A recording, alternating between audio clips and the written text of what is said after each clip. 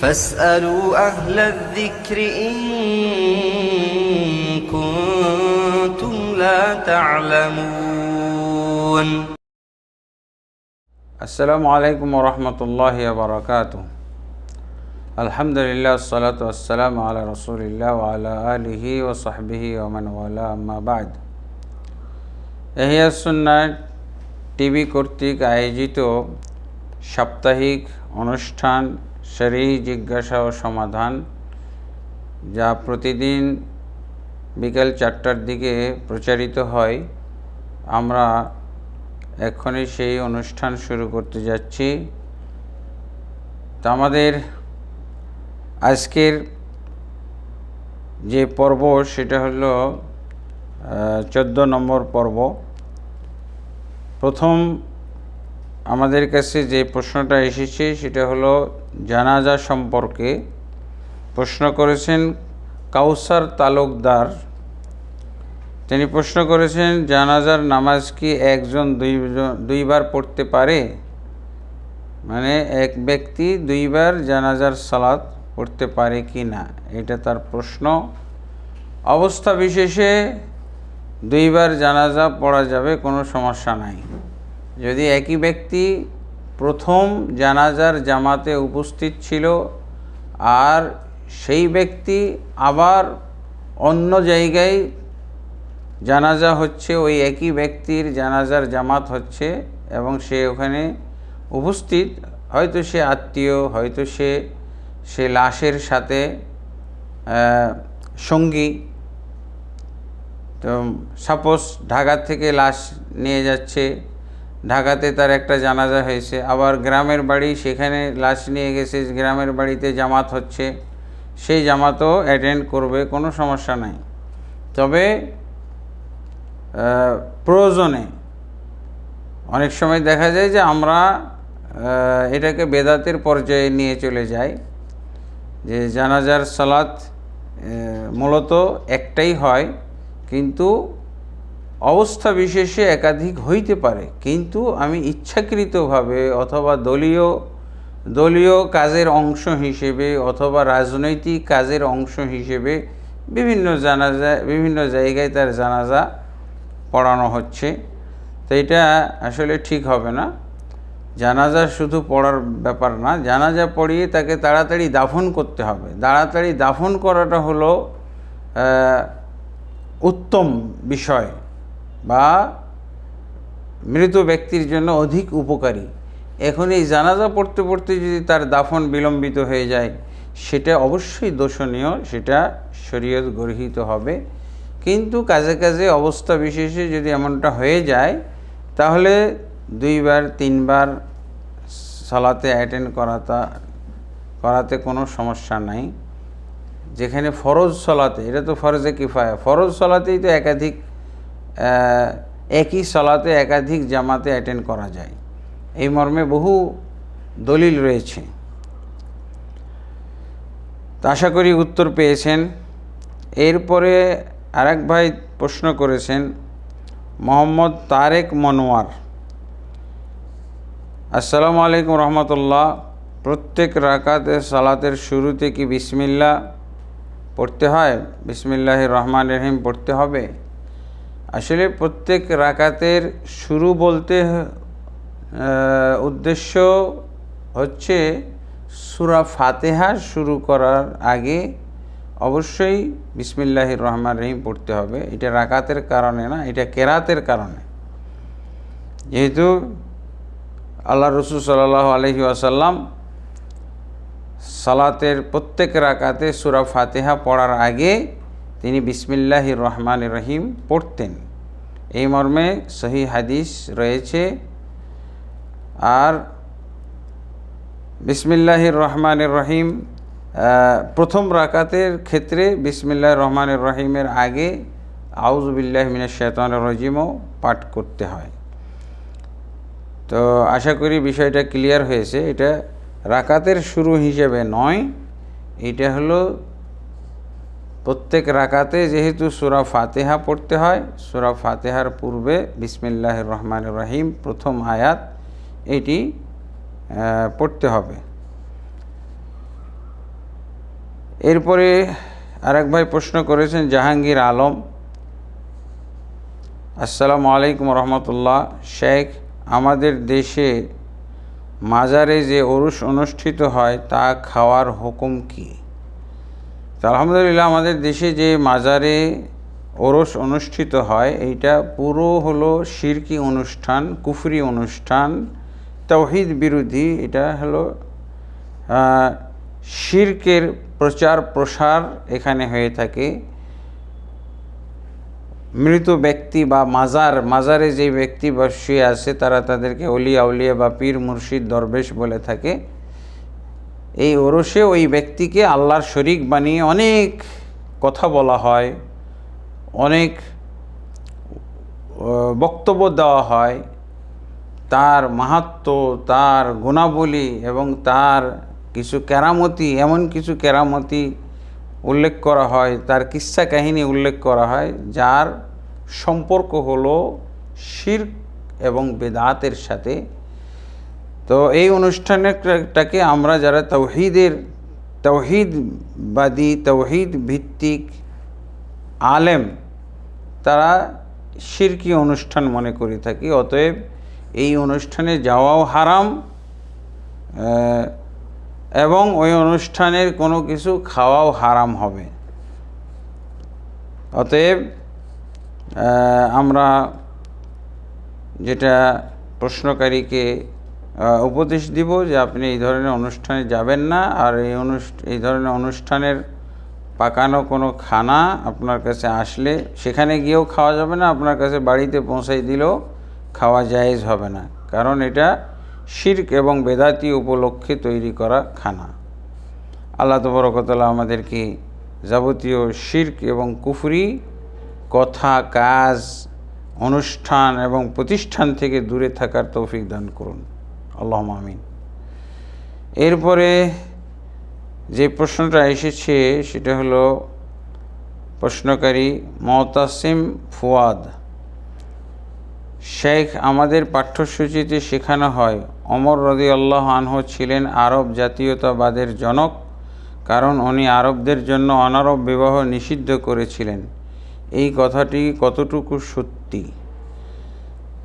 আলহামদুলিল্লাহ, এই আরব এবং অনারবে বিবাহ ইসলামের দৃষ্টিতে নাজায়েজ নয়, কিন্তু বিবাহের বিষয়টা যেহেতু ভেবেচিন্তে আমাদেরকে আগাইতে হয়, দাম্পত্য জীবন যাতে সুখী হয়, এগুলো যেহেতু অভিভাবকদেরকে চিন্তা করতে হবে, যারা মুরব্বী আছেন তাদেরকে এগুলো চিন্তা করতে হয়। সেই দৃষ্টিকোণ থেকে অবশ্যই এটা আমাদেরকে দেখতে হবে যে আরব অনারবে বিবাহ নাজায়েজ না হলেও উত্তমের পরিপন্থী বা দাম্পত্য জীবনে সংস্কৃতিগত গড়মিল থাকার কারণে, বৈপরীত্য থাকার কারণে, অমিল থাকার কারণে সেই ধরনের সম্পর্ক হবে না। তো এখানে যদি উনি অভিজ্ঞতার আলোকে অথবা একটা হাদিসের আলোকে যদি এরকম কথা বলে থাকেন, এটাকে আরব জাতীয়তা বলার কোনো সুযোগ নাই। আরব জাতীয়তা বলার সুযোগ নেই, কারণ হলো আরব জাতীয়তা চর্চার অনেক দিক আছে, দিনের উপরে প্রাধান্য দেওয়া হয়। হ্যাঁ, একজন দিনদার ব্যক্তিকে পিছিয়ে দেওয়া হয়, অথচ এই ওমর ইবনুল খাত্তাব রাদিয়াল্লাহু আনহু বেতন ভাতার দিক দিয়ে তিনি নামাজিদেরকে বেশি অগ্রাধিকার দিতেন, যারা পরহেজগার দিনদার তাদেরকে বেশি অগ্রাধিকার দিতেন এবং তাদের বেতন ভাতাটা বাড়িয়ে দিতেন। এই দিক দিয়ে দিনদারিতার দিক থেকে উনি দেখা যাচ্ছে যে এই ধরনের যে কথাটা কেউ তার পক্ষ থেকে বা তার বিপরীতে প্রচার করেছে, এটা ঠিক নয়। উনি দিনদারিতার ভিত্তিতে সব কিছুর ফয়সালা করতেন, আর এইটা যদি উনি বলে থাকেন, আমার আসলে এই ব্যাপারে দেখা হয় নাই, তবে এই কথা বলা দোষণীয় নয়। আমি নিজেও বলি আরব এবং অনারবের মধ্যে বিবাহ এটা সাধারণভাবে স্বাভাবিকভাবে জায়েজ হলেও উত্তমের পরিপন্থী। যদি বিবাহটা হলো কিন্তু বিবাহ তো টিকলো না, কারণ সংস্কৃতিগত অনেক পার্থক্য আছে, বৈপরীত্য আছে। আল্লাহ রাসূল সাল্লাল্লাহু আলাইহি ওয়াসাল্লাম শুধু দ্বীনের কথাই বলেননি, বিবাহের ক্ষেত্রে দুইটা কথা বলেছেন, ইযা আতাকুম মান তারদাউনা দীনাহু ওয়া খুলুকাহু ফাযাওয়িজুহু। যখন তোমাদের কাছে এমন ব্যক্তি প্রস্তাব নিয়ে আসে যার দিন ধর্ম সন্তোষজনক এবং তার চরিত্র, আচার আচরণ, আচার ব্যবহারও মানে সন্তোষজনক, তাহলে তার বিবাহ দাও। তাহলে দুইটা দিক লক্ষ্য করতে হবে। একটা তার দিন ধর্ম, মানে সে নামাজি, সে সহি আকিদা, সে সহি মানহাজ, সে শিরক করে না, বেদাত করে না, এটা হলো তার দিনদারিতা। আর একটা হলো তার আখলাক চরিত্র, তার সংস্কৃতি। আখলাক চরিত্রের মধ্যে তার সংস্কৃতি আসবে। আমরা তো বলে থাকি নোয়াখালীর ছেলের সাথে মানে উত্তরবঙ্গের কোনো মেয়ের বিবাহ দেওয়া ঠিক নয়, আমরা বলতে পারি এটা, কারণ সংস্কৃতিগত অনেক ডিফারেন্স আছে। আরব এবং অনারবের মধ্যে সংস্কৃতিগত অনেক ডিফারেন্স আছে। এটাই হলো আচরণগত ডিফারেন্স। এইটাই হলো, এটা হাদিস ভিত্তিক। এটা দিয়ে জাতীয়তাবাদ প্রমাণ করার কোনো সুযোগ নাই। এটা হাদিস ভিত্তিক। আল্লাহ রাসূল সাল্লাল্লাহু আলাইহি ওয়াসাল্লাম বলছেন দিনও দেখতে হবে, তার আখলাক চরিত্র দেখতে হবে। আর আখলাক চরিত্রের দিক থেকে দেখা যায় আরব অনারবের মধ্যে অনেক পার্থক্য। সংস্কৃতিটা তার আখলাক চরিত্রের অংশ বিশেষ। আল্লাহ তাবারক ওয়া তাআলা আমাদেরকে বুঝার তৌফিক দান করুন। আমরা যদি কেউ এই ধরনের দাবি করে থাকে, তা সে খারাপ মতলব নিয়ে এই দাবি করে থাকতে পারে। আল্লাহ রাসূল সাল্লাল্লাহু আলাইহি ওয়াসাল্লামের একজন জাদরেল সাহাবী, দ্বিতীয় খলিফা, তিনি আরব জাতীয়তাবাদীকে আশ্রয় প্রশ্রয় দিবেন, তার উনি প্রবক্তা হবেন, এমনটা কল্পনা করা যায় না। এটা তার পক্ষ থেকে একটা অপব্যাখ্যা বা বিকৃতি। আর যদি উনি বলেও থাকেন তাহলে এই হাদিস হলো তার দলিল। এরপরে প্রশ্ন হলো আব্দুল মান্নান শেখ, আসসালামু আলাইকুম রহমতুল্লাহ। আমার প্রশ্ন, ফিতরার টাকা দিয়ে কি ইমাম মুয়াজ্জিনের বেতন দেওয়া জায়েজ আছে? আসলে ফিতরার টাকা না, অবশ্যই তাদেরকে মূলধন থেকে টাকা দিতে হবে, যেহেতু মসজিদ জাকাতের অধিকারী না, জাকাতের প্রাপ্য নয়। এটা হলো মসজিদ সংশ্লিষ্ট একটা খরচ, ইমাম এবং মুয়াজ্জিন। মসজিদ সংশ্লিষ্ট খরচের মধ্যে অবশ্যই আমাদেরকে দেখতে হবে যে জাকাতের বা ফিতরার টাকা অবশ্যই মসজিদে যেমন খরচ করা ঠিক নয়, সেই মসজিদেরই একটা চাহিদা বা মসজিদের খরচের অংশ বিশেষ হলো ইমাম মুয়াজ্জিনের বেতন। অতএব ইমাম মুয়াজ্জিনের বেতন এখান থেকে দেওয়া যাবে না। ইমাম মুয়াজ্জিন তারা ফকির মিসকিনের অন্তর্ভুক্ত হলে তারা বেতনের বাইরে, বেতন ছাড়া ফিতরা পাওয়ার অধিকারী বা প্রাপ্য। এক ভাই প্রশ্ন করেছেন, জাতীয় দলে ক্রিকেট খেলতে গিয়ে সিয়াম ভেঙে ফেললে সেক্ষেত্রে কি সফরের বিধান প্রযোজ্য হবে? তো আলহামদুলিল্লাহ, আসলে যে সমস্ত খেলাধুলার কারণে আমার ফরজ ইবাদত পালনে বিঘ্ন সৃষ্টি হয়, এই ধরনের খেলা জায়েজই নেই, এই ধরনের খেলা বৈধ নয়।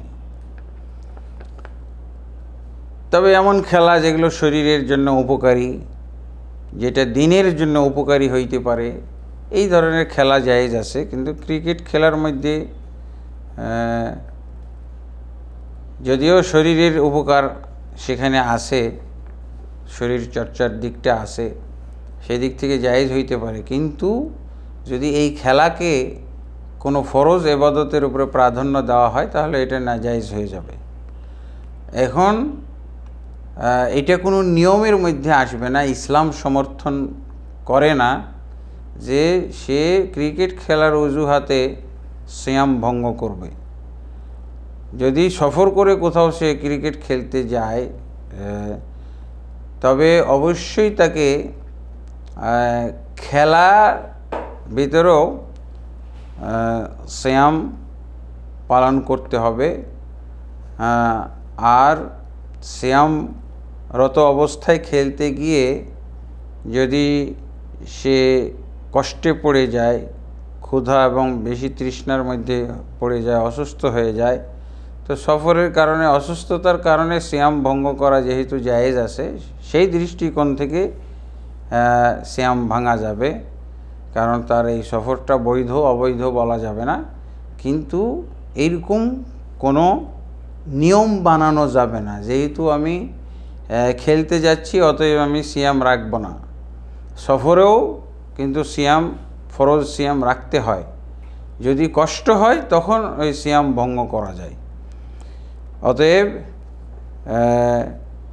ডাইরেক্ট ক্রিকেট খেলা এবং ক্রিকেট খেলার সফরে সিয়াম ভঙ্গের জন্য এটা শরীয়তসম্মত কোনো অজুহাত নয়।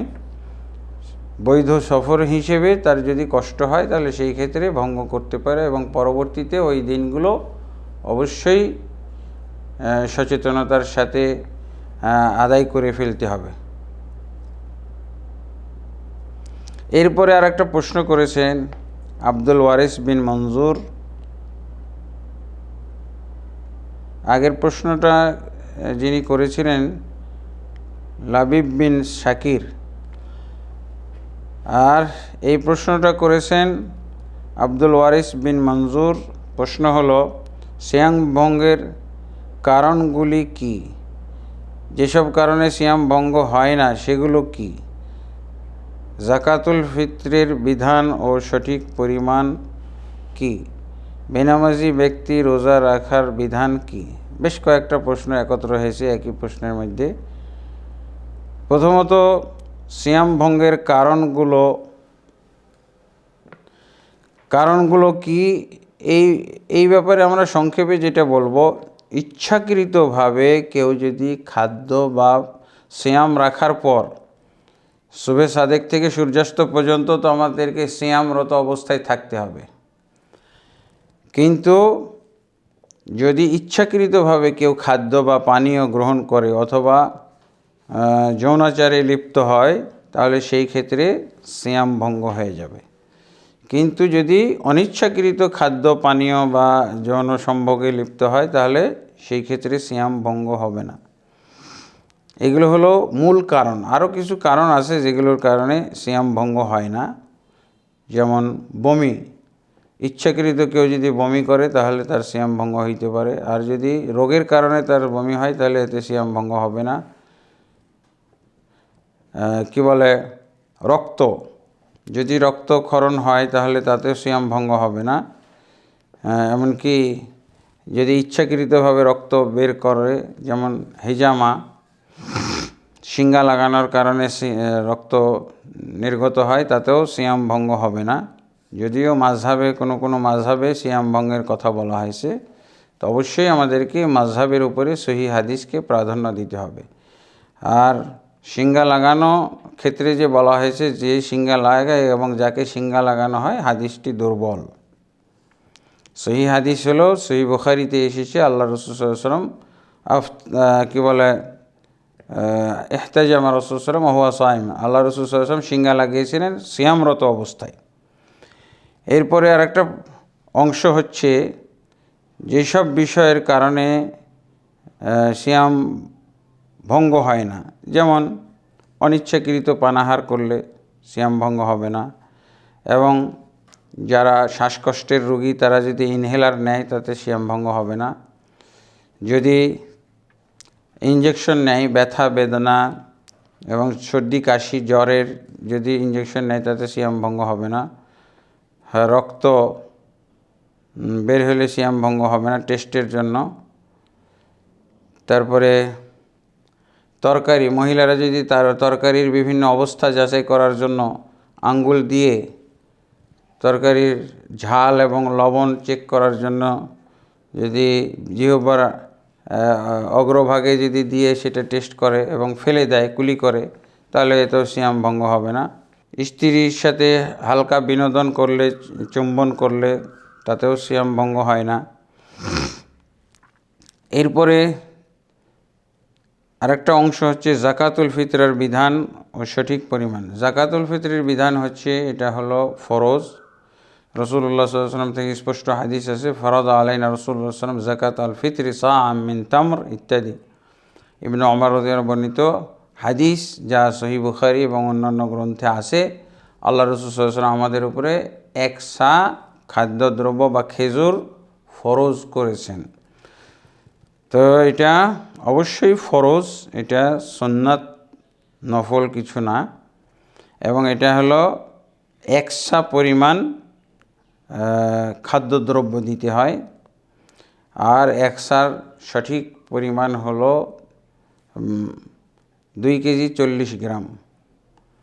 এটা হলো লেটেস্ট একটা মাপ। আল্লাহ রাসূল সাল্লাল্লাহু আলাইহি ওয়াসাল্লামের যুগের যে সাটা পাওয়া গেছে সৌদি আরবে, এবং শেখ মোহাম্মদ বিন সালেহ আল উসাইমিন যেটাকে যাচাই করে রাসূলুল্লাহ সাল্লাল্লাহু আলাইহি ওয়াসাল্লামের যুগের সা হিসেবে তিনি সেটাকে সিদ্ধান্ত দিয়েছেন, গ্রহণ করেছেন।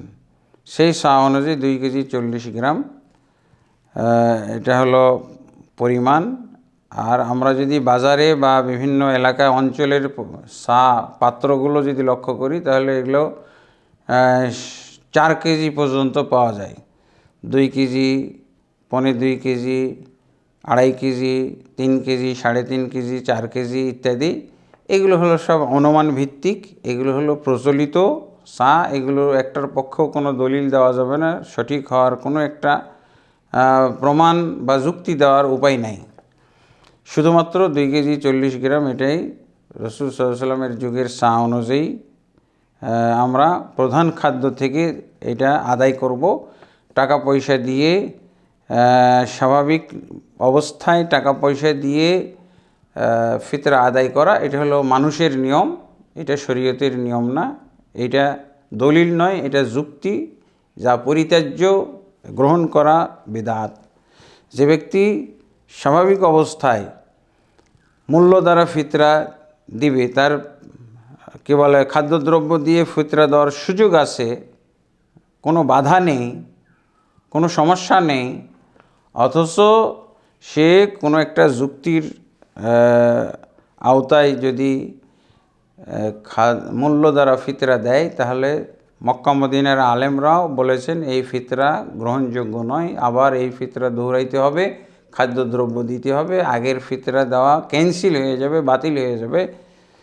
অবশ্যই এটাকে কারেকশন করতে হবে। যেমনভাবে আমরা সালাত দোহরাই, যেমনভাবে আমরা ইবাদত দোহরাই, এইটাকে আবার দোহরাইতে হবে। কারণ স্বাভাবিক নিয়মে মূল্য দ্বারা ফিতরা দেওয়াকে বিদআত বলা হয়েছে, ভুল বলা হয়েছে, যেটা কারেকশন করতে হবে। আর এই প্রশ্নের লাস্ট অংশ, চতুর্থ অংশ হলো বেনামাজি ব্যক্তির রোজা রাখার বিধান। বেনামাজি ব্যক্তি রোজা রাখার কোনো বিধান নেই, তার জন্য রোজা রাখা জায়েজ নেই। এটা ইসলাম নিয়ে একটা তামাশা। কারণ সিয়াম হলো চতুর্থ রোকন, এর আগেরগুলো তাকে পালন করতে হবে। কমপক্ষে সালাত তার জীবনে থাকতে হবে। 5 ওয়াক্ত সালাত যদি সে না পড়ে, তাহলে তার জন্য রোজা লাগবেই না। সে রোজা রাখার এটা একটা ফাইজলামি, ফালতু কাজ হবে, এটার কোনো গ্রহণযোগ্যতা আল্লাহর কাছে নেই। কারণ একটা হাদিসও আছে, রাসূলুল্লাহ সাল্লাল্লাহু আলাইহি ওয়াসাল্লাম বলছেন, আউয়ালু মা ইউহাসাবু বিহিল আবদু ইয়াওমাল কিয়ামা আস-সালাহ। সর্বপ্রথম কিয়ামতের দিন আল্লাহ বান্দাদের হিসাব নেবেন সালাতের।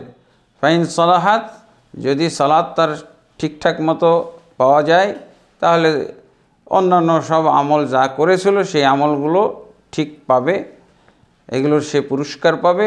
ওয়াইন ফাসাদা, তার যদি তার সালাত বিনষ্ট থাকে, সালাত পড়ে নাই বা যথাযথভাবে পড়ে নাই, তাহলে তার অন্যান্য আমলগুলোর কোনো ধর্তব্য থাকবে না, সেগুলো ফাসেদ বাতিল হয়ে যাবে। অতএব এই হাদিসের আলোকে আরও এই মর্মে বহু হাদিস আছে যে সালাত না পড়ে সিয়াম বা রোজা রাখাটা এটা ফালতু কাজ হবে, এটা রাখা ঠিক নয়, এটা আল্লাহর কাছে গ্রহণযোগ্য হবে না। আশা করি উত্তরটা পেয়েছেন। এরপরে প্রশ্ন আবু নাইম, তিনি প্রশ্ন করেছেন সাবালিকা মেয়ের কোরআন তেলাওয়াত অথবা গজল শোনা যাবে কি না। যদি কি বলে স্বাদ বা তৃপ্তি নেওয়ার জন্য সাবালিকা মেয়ের গজল শোনে তাহলে এটা নাজায়েজ। আর যদি তার এই কোরআন তেলাওয়াতের ব্যতিক্রম বৈশিষ্ট্য থাকে, মানে তার তেলাওয়াত শুনে মেয়েকে শিখাইতে চাচ্ছে, তার ছেলে মেয়ে ছোট ছোট ছেলে মেয়েদেরকে তার কোরআন তেলাওয়াতটা শুনিয়ে তাদেরকে মুখস্থ করাইতে চাচ্ছে অথবা তাদের কোরআন তেলাওয়াত শুদ্ধ করাইতে চাচ্ছে, এমন যদি হয় তাহলে এটা জায়েজ হবে। কিন্তু সে মেয়ের কণ্ঠ শুনে একটা আলাদা স্বাদ বা তৃপ্তি পাচ্ছে, হ্যাঁ, এই অবস্থায় জায়েজ হবে না। এমনিভাবে গজলটা যদি দাওয়াতের ক্ষেত্রে হয়, গজলটা যদি কোনো তাওহীদ এবং সুন্নাহ বা ইসলামের কোনো দিক নির্দেশনা সেখানে থাকে, তাহলে সেই দিকটার দিকে লক্ষ্য করে হয়তো দু একবার শোনা যেতে পারে। কিন্তু যদি তার কণ্ঠ শুনে উপভোগ করার জন্য শোনে তাহলে এটা জায়েজ নেই। আয়েশা রাদিয়াল্লাহু আনহার কাছে তো অনেক পুরুষরা সাহাবীরা ফতোয়া নিতে যাইতেন। এটা সমস্যা না। দিনের ক্ষেত্রে সহযোগিতা নেওয়ার জন্যে, দাওয়াতের ক্ষেত্রে একটা দিক নির্দেশনা নেওয়ার জন্যে কিছু সুন্দর অর্থবোধক কিছু সেখানে বা অজানা কিছু জিনিস সেখানে যদি থাকে এবং সেটা আয়ত্ত করার জন্য শুনে তাহলে নিছক আর কি ইসলামী স্বার্থে, তার কণ্ঠ শুনে কণ্ঠ মাধ্যমে ওই মহিলার প্রতি আকৃষ্ট হওয়ার জন্য নয়। এরপরে প্রশ্ন এসেছে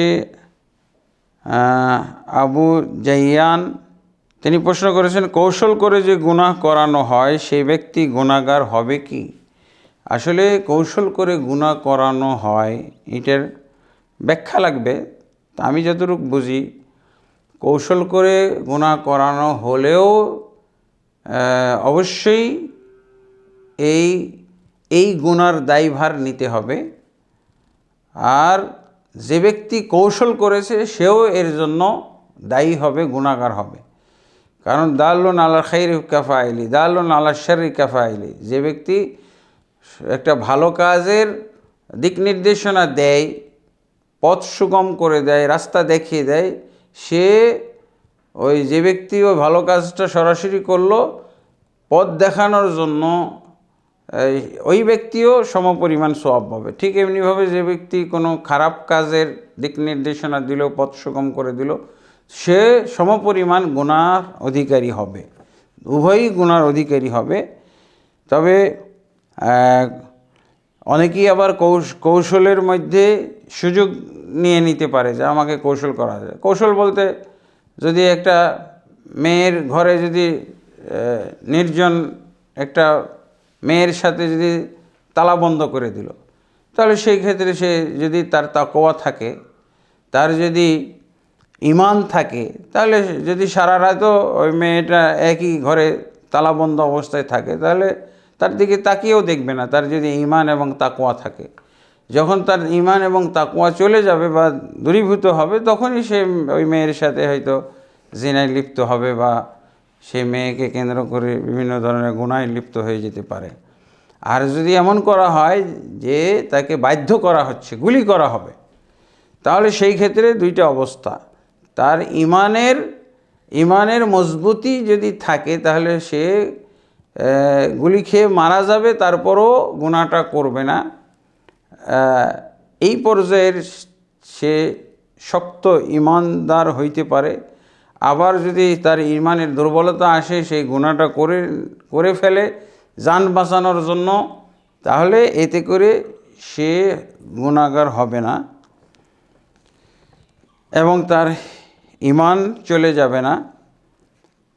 কিন্তু সে এই কৌশলের শিকার হয়ে যদি সুযোগ গ্রহণ করে অবশ্যই এর জন্য গুনাহগার হবে। একমাত্র কৌশলের অংশ হিসেবে যদি তার জীবন বিপন্ন হইতে যায়, সে তার জান যাওয়ার প্রাণ যাওয়ার যদি আশঙ্কা হয়, সেই ক্ষেত্রে গুনাহ লিপ্ত হলে তার গুনাহ লেখা হবে না। অন্যথায় প্রাণনাশের আশঙ্কা ছাড়া যদি গুনায় লিপ্ত হয়, এই গুনাহ দায়ভার তার উপরে আসবে। সে এই গুনায় লিপ্ত হওয়ার কারণে গুনাহগার বলে গণ্য হবে। আর যে ব্যক্তি তাকে এই বিপদে ফেলেছে সে অবশ্যই সমপরিমাণ গুনাহগার হবে। এরপরে যে প্রশ্নটা এসেছে, আবু মাইসুরা প্রশ্ন করেছেন, পরিবারকে আল্লাহর রাস্তায় ঘরে রেখে 40 দিনের জন্য তাবলিগে বের হওয়া কি ইসলাম সমর্থন করে? আসলে আমাদের দেশে যে প্রচলিত তাবলিগ ব্যবস্থা আছে, যেটাকে আমরা দিল্লি ভিত্তিক তাবলিগ বলি অথবা কাকরাইল ভিত্তিক তাবলিগ বলি, টঙ্গী ভিত্তিক তাবলিগ বলি, এই তাবলিগের আওতায় যে 40 দিনের নিয়ম করা হয়েছে, 40 দিনের চিল্লা যেটাকে বলা হয়, পরিবারকে রেখে অনেক সময় দেখা যায় যে হয়তো পরিবার এমন বেয়াড়া, স্বামী থাকলেই ভালো থাকবে, স্বামী না থাকলে হয়তো ভালো থাকবে না, চরিত্র ভালো না, তাহলে এই অবস্থায় স্ত্রীকে রেখে অথবা পরিবারকে রেখে চিল্লায় যাওয়া, এটা দুই দিক থেকে নাজায়েজ। এমনি চিল্লাই যাওয়াই তো এই নিয়মটাই তো হলো একটা হলো দলিলবিহীন একটা নিয়ম বেদাত, আর একটা হলো সেই পরিবারকে এরকম ঝুঁকিপূর্ণ অবস্থায় রেখে যাচ্ছে। এই জন্য এটা হলো আরেকটা আর কি বেদাত বা ইসলাম গর্হিত, শরীয়ত গর্হিত কাজ। এই জন্য আমরা ডাবল বেদাত বলছি।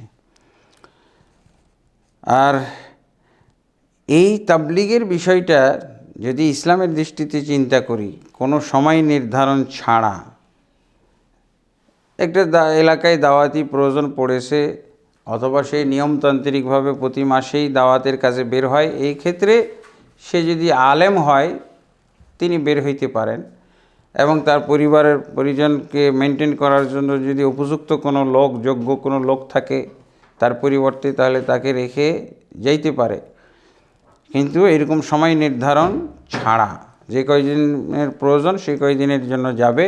আর যাবে যারা দিনের আলেম, সাধারণ পাবলিক, মূর্খ সূর্খ লোক, এদেরকে যে তাবলিগের জন্য পাঠানো হয় এটা জায়েজ না।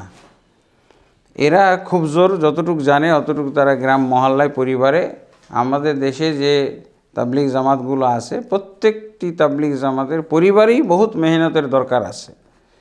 পরিবার এবং তার বংশ, তার আত্মীয় স্বজনের মধ্যেই তার হয়তো সারা জীবন কেটে যাবে, এইরকম অবস্থা।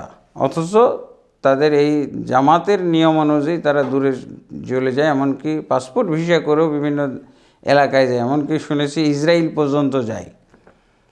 তো আল্লাহ তাবারক ওয়া তাআলা আমাদেরকে এই বেদাতি নিয়মে তাবলিগ করা থেকে বাঁচার তৌফিক দান করুন। সুন্নাহ ভিত্তিক মদিনা কেন্দ্রিক যে দাওয়াত তাবলিগ আছে, এই তাবলিগের সাথে আমাদেরকে সম্পৃক্ত হয়ে দাওয়াত তাবলিগের কাজ করার আল্লাহ তৌফিক দান করুন, যার হাতিয়ার হলো কোরআন এবং সুন্নাহ, আর যার বিষয় হবে তাওহীদ ও সহিহ আকীদা, শিরক এবং বেদাত বর্জন, এই সব বিষয়ে তাবলিগ হবে। আল্লাহ তাবারক ওয়া তাআলা আমাদেরকে সঠিক তাবলিগ করার তৌফিক দান করুন। চিল্লা ভিত্তিক তাবলিগ থেকে আমাদেরকে আল্লাহ বিরত থাকার তৌফিক দান করুন। আজকে আমরা এখানেই আমাদের প্রশ্নোত্তর পর্ব সমাপ্ত ঘোষণা করছি। সুবহানাকা আল্লাহুম্মা ওয়া বিহামদিকা আশহাদু আল্লা ইলাহা ইল্লা আনতা আস্তাগফিরুকা ওয়া আতুবু ইলাইক। আসসালামু আলাইকুম ওয়া রাহমাতুল্লাহি ওয়া বারাকাতুহু।